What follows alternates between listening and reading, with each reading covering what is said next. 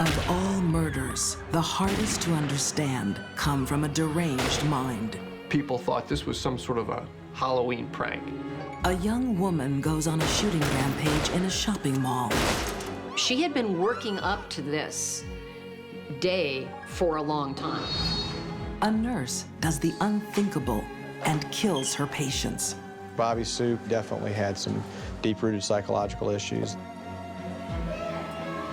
A mother, driven by despair, murders her own children. She was going to inject them with potassium chloride, which stops the heart. That's not thinking right, but that was her thinking. When the brain snaps in a deadly woman, tragedy follows.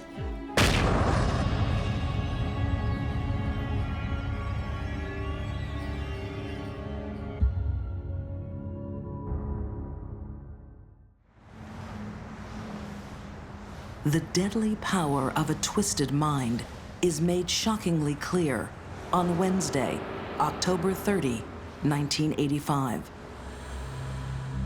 The day before Halloween, on the outskirts of Philadelphia at the Springfield Mall. People at first weren't sure what was going on. This was the day before Halloween, mischief night. So a number of people thought this was some sort of a Halloween prank.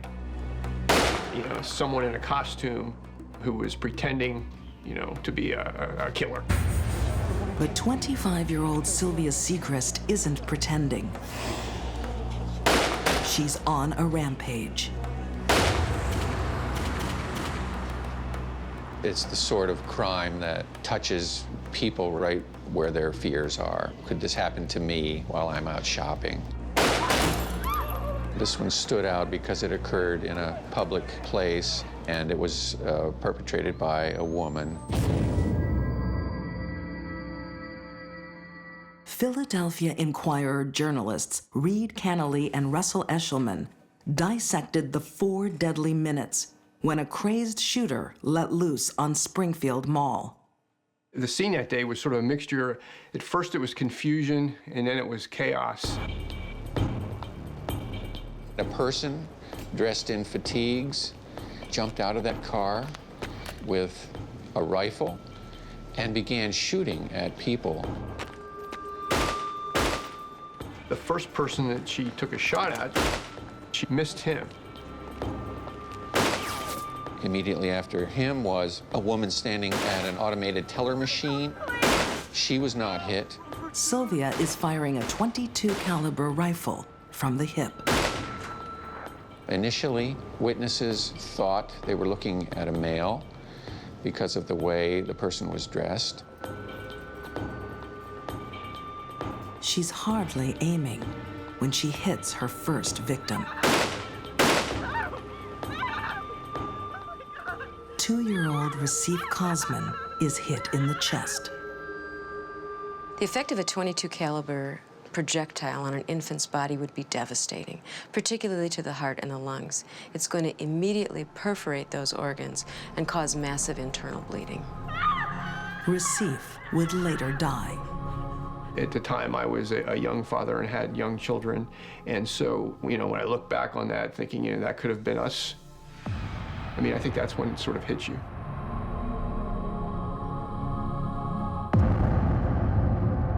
Once she got into the mall, it was, again, more chaos. She just came in firing indiscriminately. They were diving behind racks of clothing. They were running into the rears of stores. The shooter continued inside to fire bullets and struck 7 more people. As the horror of what's happening sinks in, some store owners realize the shooter is no stranger. There were reports of her having shown up at the mall in days before the shooting and actually marching up and down in front of stores, in front of the doors. She would go into the Springfield Mall, some clothing stores there, and she would complain to anyone who could hear her how bright the colors were, and these bright colors bothered her. So she was just a bizarre character who had actually, I guess, scared a number of people on previous occasions. Those who knew Sylvia Seegrist knew she had an obsession with the military. Many also suspected Sylvia was mentally ill, something the Army had already discovered. She had been discharged from the Army earlier that year. She had joined the Army, and apparently the Army had recognized that she was not right in her mind and had discharged her. Apparently, several times she had to be escorted out of malls and places like that because of her behavior. She would be muttering to herself, and she'd be using obscenities. For those who study the human mind, Sylvia's condition is well known. Schizophrenia is a very serious mental condition characterized by the individual not being able to perceive reality as it really is. When a schizophrenic is talking to themselves, they're really responding to the voice in their head. The voices are generally not nice. They don't say, "You look pretty today." They may say, you're an evil person, and if you don't kill your neighbor, you're gonna go to hell. Sylvia had been diagnosed with schizophrenia 10 years earlier. She suffered regular delusions, but often refused to take the medication needed to keep them at bay. Although her mother tried, she couldn't force her daughter to take medication. Part of Sylvia's delusional system involved military power and control over people, and that she would be the one hurting other people rather than other people hurting her. When we look at her history, it could, I think, be foretold that she was going to commit some kind of violent act. The time had come as Halloween approached. She had been working up to this day for a long time. Many people have schizophrenia, but they don't go on killing sprees. What set Sylvia off? And what would it take to stop her?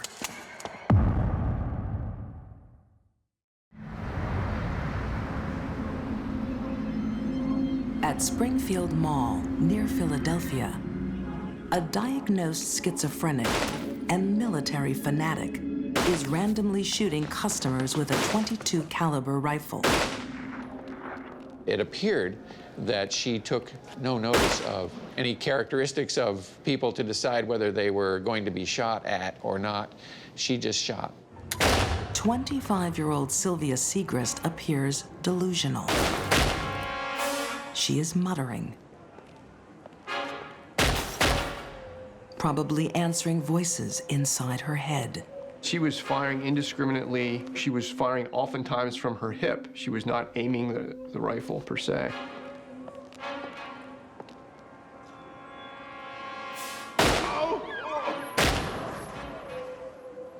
Sylvia's next victim is senior citizen Ernest Trout. He is shot 3 times and will die in hospital. I don't think it was, that she had been picking on senior citizens or anything at the time. I think that just happened to be people who got in the way of her bullets. Sylvia is both out of control and perfectly in control. She is on a mission. But as she kills her next victim, 64-year-old Augusto Ferrara, the question in everyone's mind is, what is she trying to achieve? The answer would only be revealed when the shooting stopped. Sylvia was driven by a particular type of schizophrenia, paranoid schizophrenia. Paranoid schizophrenia is a type of schizophrenia in which their delusions center around the fact that they are being persecuted, that people are after them.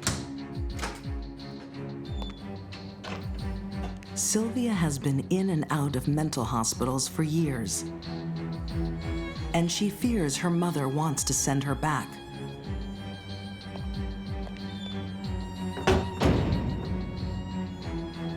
She's also been refusing to take her medication. They're very suspicious of medication. They're suspicious of anyone trying to get them to take medication. She feared that her medication was hurting her. She feared that her family was out to get her and to hurt her and to send her back to a hospital. So Sylvia's delusional rampage had a motive. It was also her ticket to a better life in prison.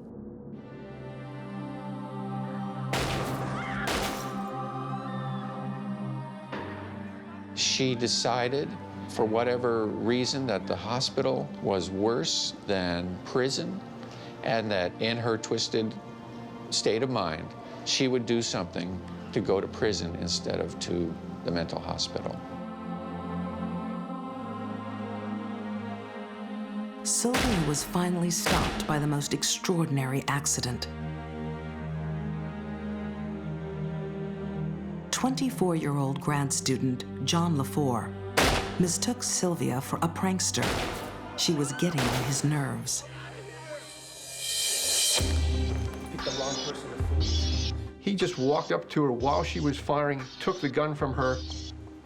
He had told her at the time, "You picked the wrong person to mess with." And it was only later he realized this was the real thing. This was somebody who was shooting real bullets.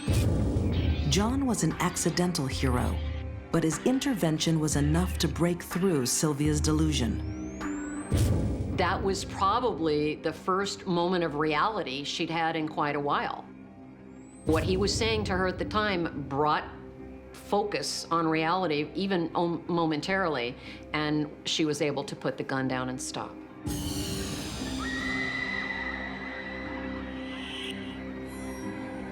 Sylvia Seegrist is found guilty, but mentally ill, on 3 counts of murder and 7 attempted murders. She serves 3 life sentences. She's not getting out. Pennsylvania makes it very difficult for people who are convicted of homicide to get out of prison in any kind of situation. I could not help but feel some sympathy. I had an uncle who suffered from schizophrenia and paranoia. I felt that I understood the troubled mind that produced the sorts of actions that she did, not excusing it at all. She suffered great remorse for it then, and perhaps even now. Sylvia's insanity took 3 lives and shattered many others. Despite a history of mental illness, she was free to buy a gun. Sylvia Seegrist was able to purchase a weapon. When was asked if she had had any history of mental illness, simply checked no on the form. Was able to purchase a .22 caliber semi-automatic rifle for $104. No problems whatsoever. Even Sylvia herself criticized her ability to buy a weapon. She wrote from prison to political leaders, to senators, then President Clinton, in letters sometimes describing what she had done and saying, "I shouldn't have been allowed to get this gun."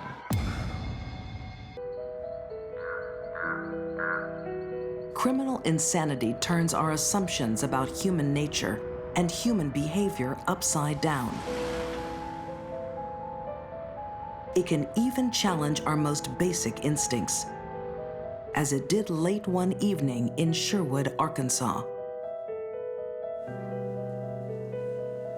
Christina Riggs is tucking her children into bed, 2-year-old Shelby and 5-year-old Justin.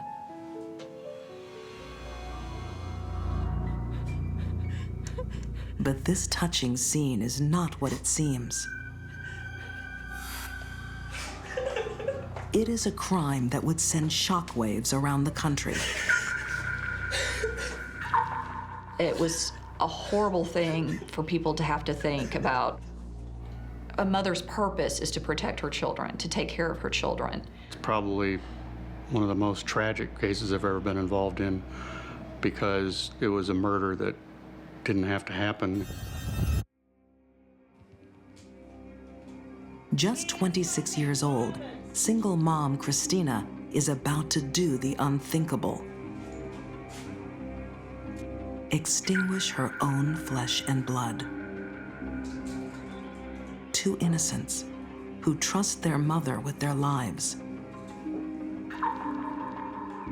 Something had snapped in Christina's mind, twisted it into breaking one of our strongest taboos. The mother is supposed to protect her own children, and here she didn't, and it doesn't make sense. Defense lawyer John Wesley Hall would have to try to make sense of this terrible double murder. Two defenseless children that didn't know what was coming. The night Christina took her children's life is etched in the minds of everyone connected to the case. The murders seemed all the more appalling because they were botched. She was going to inject them with potassium chloride, which stops the heart. What she didn't understand was that it has to be given in diluted form through an IV. Otherwise, it burns up the skin and it will destroy the vein in the process. It won't go anywhere. Journalist Kathy Fry covered the case for the Arkansas Democrat-Gazette. What the prosecution relied on was that she had horribly violated and not fulfilled the role that she was supposed to play in their lives. Christina has sedated her children, but nothing will stop the pain. As that undiluted potassium chloride shoots through the veins on the way to the heart, it binds and burns all of the blood vessel linings. She might have been trying to mimic the drugs that are used for lethal injection. However, she just didn't have enough knowledge, and in the end, really ended up causing an awful lot of pain.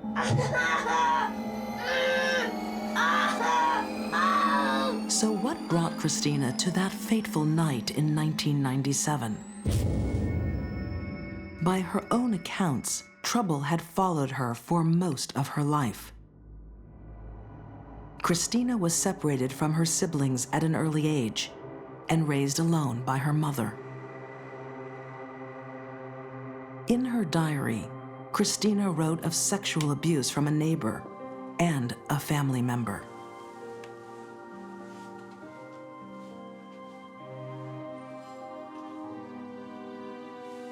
By 13, she was desperately unhappy and became very overweight.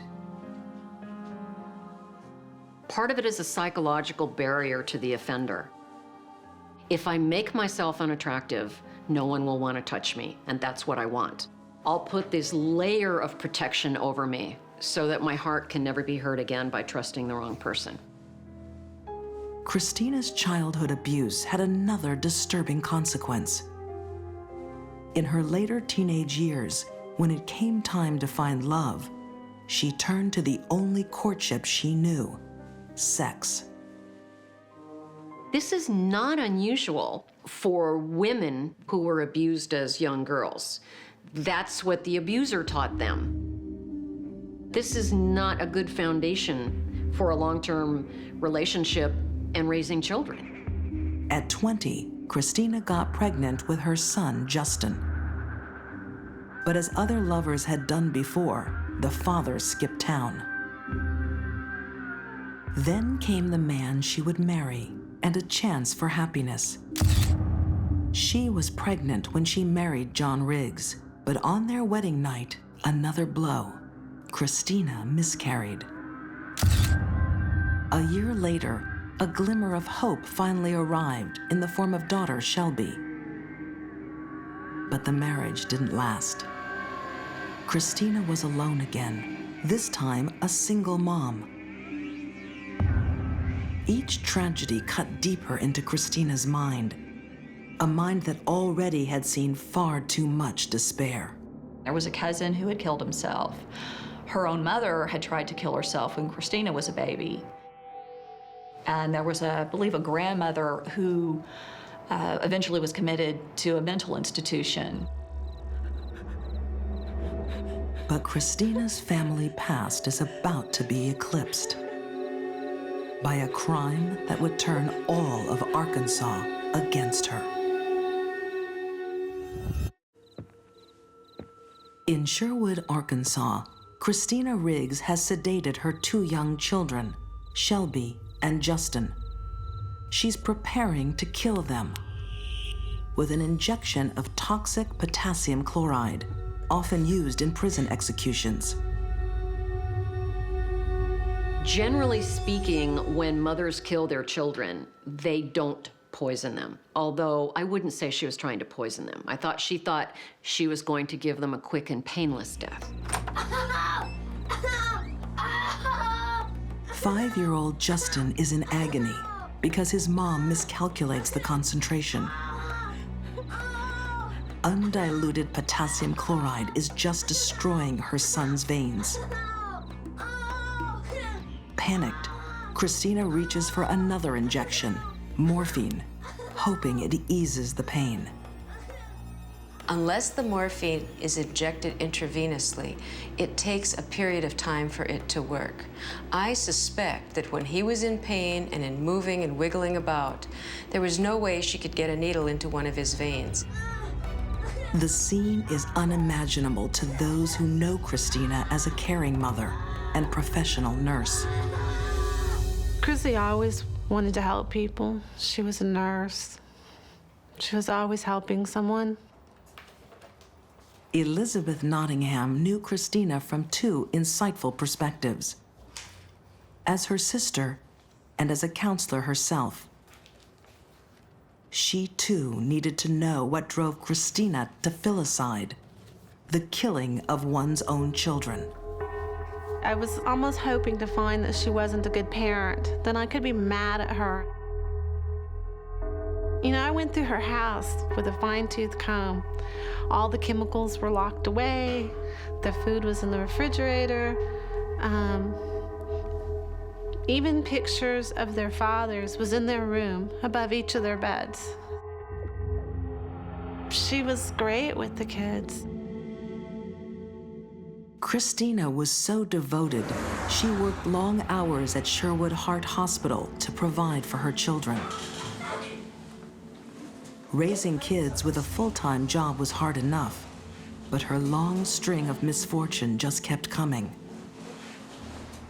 After her divorce, Christina started another relationship, but it would be a disaster.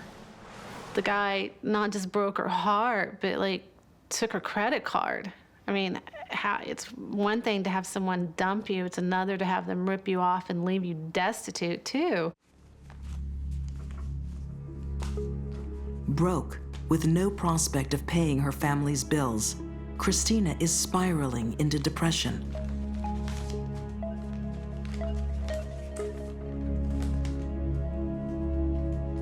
She told a doctor that she thought she might be depressed and was prescribed Prozac. She probably had suffered from it for quite some time. At the time of the murders, it is unclear if Christina is taking her medication. If an individual who is on Prozac stops, they can notice extreme mood changes, nervousness, irritability, and sometimes even recurrent depression. So she had the perfect storm brewing. She had depression, she had all these personal failures. You know, people talk about having, rainy days and Mondays. And in fact, Rainy Days and Mondays was the CD that was in her CD player. At 26 years old, an overburdened Christina Riggs snaps. Her plan to poison her two children has failed. So now, she resorts to suffocation.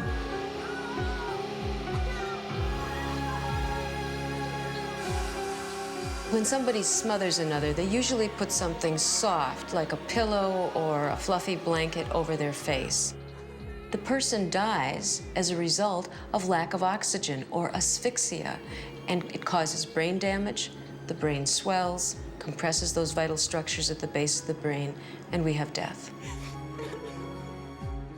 It was a horrible thing for people to have to think about a mother who would be able to hold a pillow over her children's faces and smother them.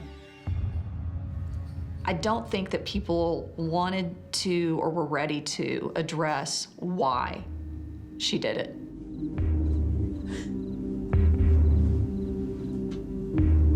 The young mom carefully lays her children's bodies on her bed and then tries to take her own life.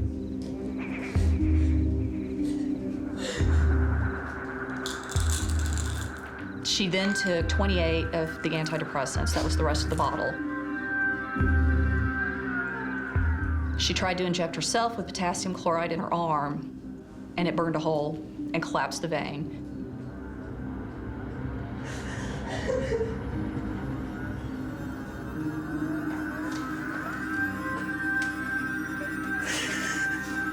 Far from being a calculating murderer, Christina had wanted to kill herself, but couldn't stand the thought of leaving her children alone.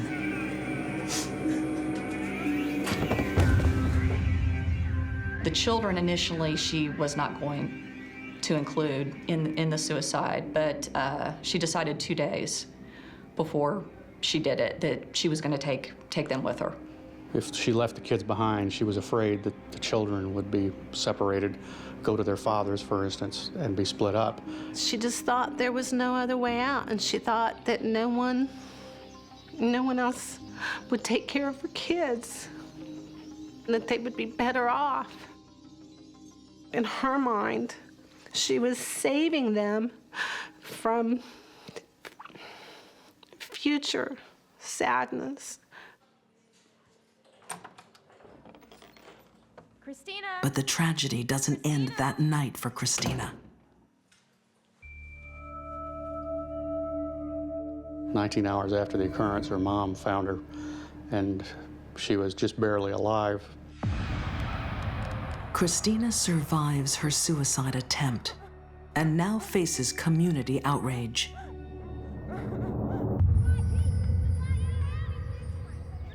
Because she lived, she's demonized. If she had died, nobody would have looked into this. Nobody really would have cared to probe. It would just have been a horrifying thing that happened for whatever reason. I just hope that out of all her misery and the sadness of our family, that we can shed some light on the causes of this for other people, and that they'll be able to maybe look at the symptoms and look at the situations and maybe intervene for someone else. Christina is charged with 2 counts of first-degree murder, which carries a death sentence in Arkansas. We tried to show that she was acting under extreme emotional disturbance to justify either not imposing the death penalty or hopefully finding her guilty of second-degree murder. But at her trial, many would discount Christina's state of mind. They believed it was a cruel, selfish act to free herself from motherhood. I think what really got people the most was the testimony from the doctors saying that it would have taken 3 to 6 minutes to smother someone. That was what really horrified people the most. They just wanted her to be evil. It was easier that way. A jury finds Christina Riggs guilty. She is sentenced to death by lethal injection, the same thing she'd used to try and commit suicide. Ultimately, it came right back down to what she'd attempted that night. Potassium chloride was going to be the drug that killed her. That was a cruel irony that they finished what she started almost exactly the same way, except she was strapped down to a table.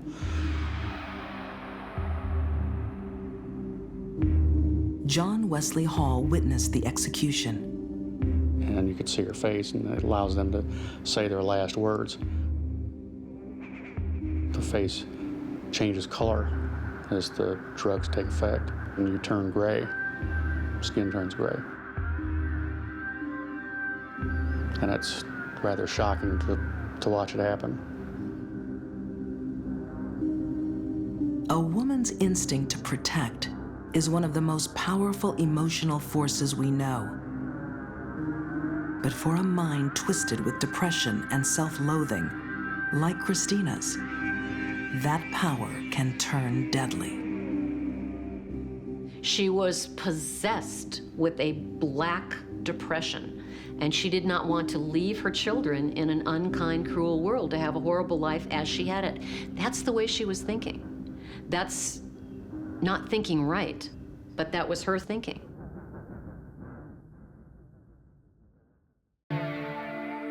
When the normal rules of thinking can't be followed, when human values are distorted by mental illness, the consequences can be devastating.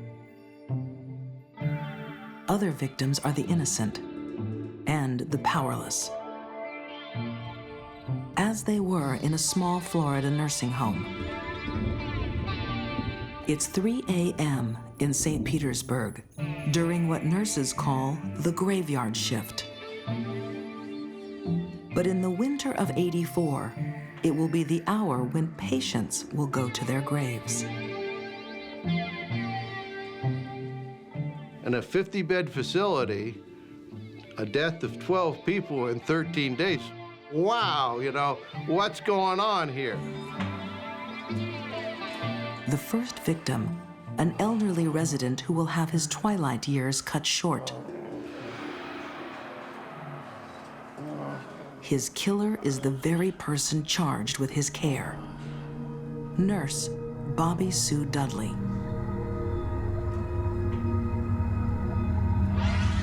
Had she not been so prolific in such a short amount of time, she might have gotten away with this type of crime for months, if not years. Criminal profiler Candace DeLong has studied many killers like Bobby Sue. We call her type of serial killer angels of death, angels of mercy. They frequently are nurses, and they kill their patients. But of all the angels, few are as deadly, as quick as Bobby Sue. 12 victims of murder in 13 days by one person in the same institution is horrible. It speaks to her intense compulsion and what each murder was doing for her.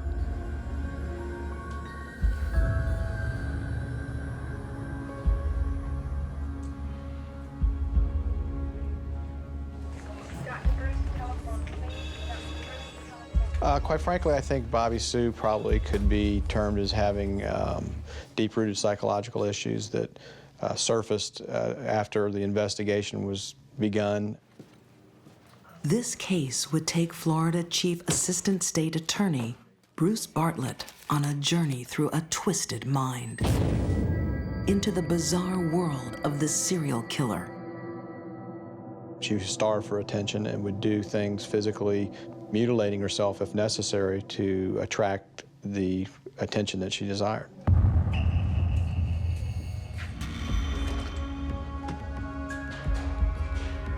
Investigations show that before Bobby Sue started attacking patients,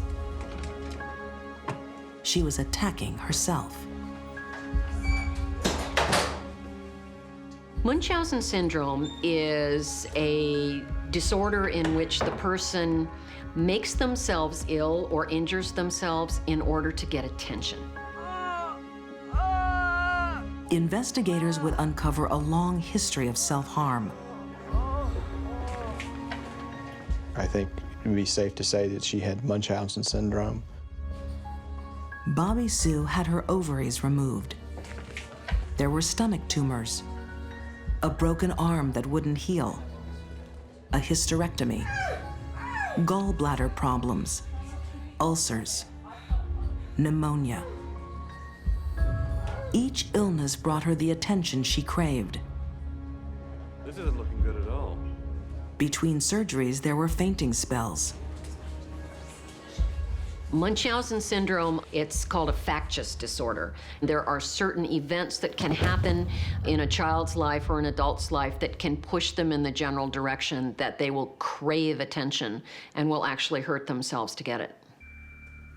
Bobby Sue's mind may well have been twisted at an early age. 4 of her siblings had muscular dystrophy, which needed constant therapy and attention from their parents. If a child grows up in a family where a lot of her siblings are sick and they're getting all the attention from mom and dad, and the healthy child's going to get left out. They're going to get left behind. Dad, I feel really sick. Okay, I'll take her. Possibly at a very young age, she accidentally learned that the way to get love and attention is to be sick. It was becoming clear that Bobby Sue's entire life revolved around sickness. It filled her childhood. It brought her attention. It led her to a career in nursing. She saw growing up what kind of power her mother had taking care of her sick siblings. And she wanted that. She wanted to be loved and needed and admired.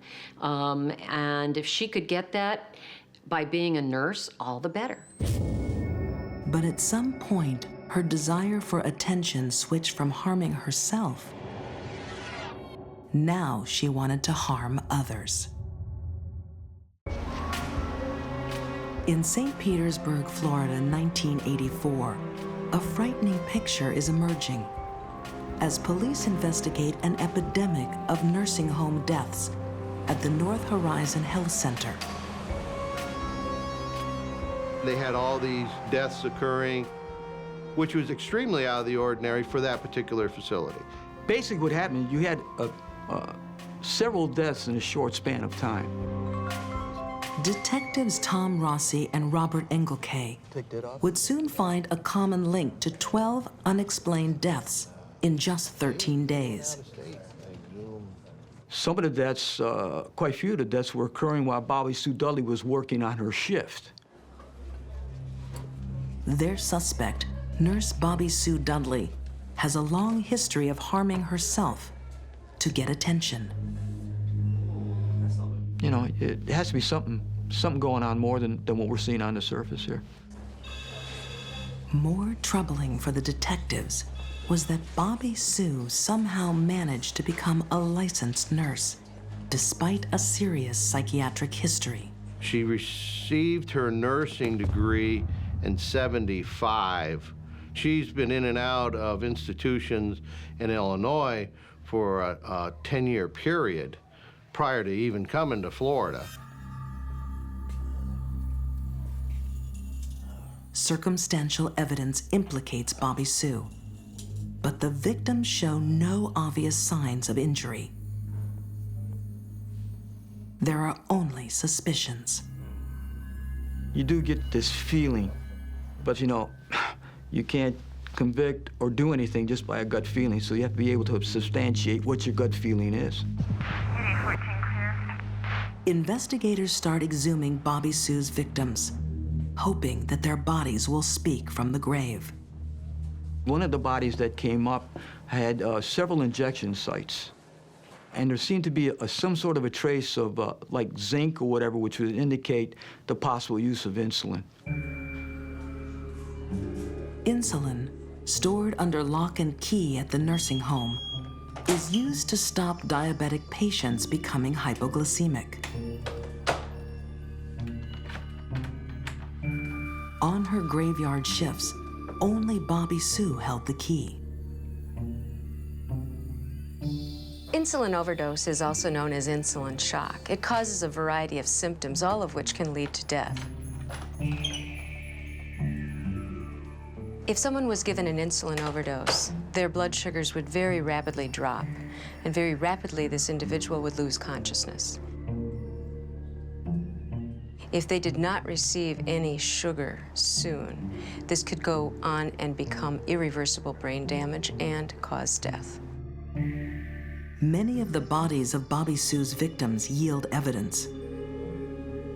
But the most telling comes from sole survivor, 94-year-old Anna Larson.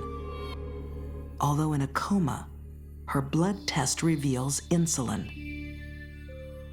Anna Larson was sent to the hospital with insulin shock, is what they diagnosed. She's not a diabetic, so that's, wow, you know.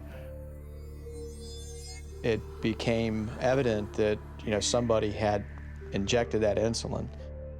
And if you started looking at the staffing records as to who was attending, working that night, she kind of stood out. After studying thousands of pages of nursing home records and exhuming 9 bodies, prosecutors were finally ready to charge Bobby Sue Dudley. It took more than a year and a half. It was probably unfortunate for Bobby Sue Dudley that detectives Engelke and Rossi were assigned to investigate the case. They were very tenacious. Some people said that we would never be able to prove that these were homicides, and then if we did, we'd never get a conviction. Well, we proved it, and we got a conviction. Bobby Sue is imprisoned for 65 years after a plea bargain for second-degree murder. It was not the first-degree murder prosecutors planned, but it locked Bobby Sue away for the rest of her life. And that was important to investigators. Their evidence suggested there could have been even more victims further back in Bobby Sue's past.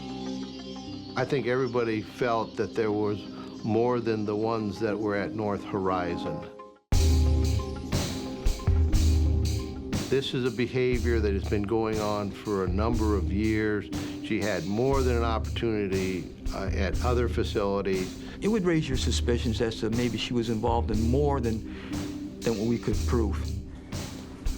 Bobby Sue had spent her life seeking the attention she never received as a child through sickness and injury. Then, at some point, her behavior changed, and she began to injure others.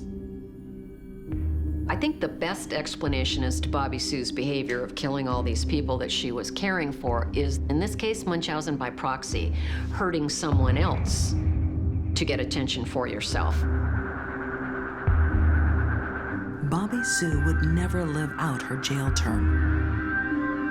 In what would be her final flirtation with illness, Bobby Sue died of infection in prison. The fact that she died in prison, probably was fair justice for her. It is argued these deadly women were not in control of themselves during their crimes. That, in a sense, they are victims too. Sylvia Seegrist was escaping an internal torment that pitched her against her loving mother. Christina Riggs wanted to protect her children from a world she found too frightening. And Bobby Sue needed the attention she felt was denied in childhood. Each motivation is different, but tragically, the consequences were the same.